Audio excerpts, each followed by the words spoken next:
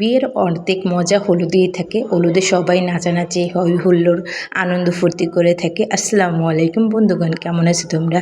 আলহামদুলিল্লাহ, আমিও তোমাদের তো অনেক অনেক ভালো আছি। রিয়ার হলুদ সন্ধ্যা।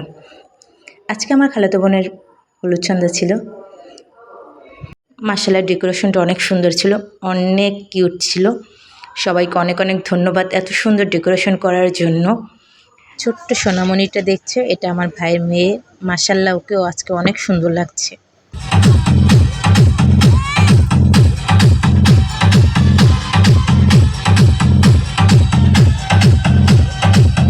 সাইদ যতক্ষণ ওই বাসায় ছিল ততক্ষণ এইভাবে নেচেছে।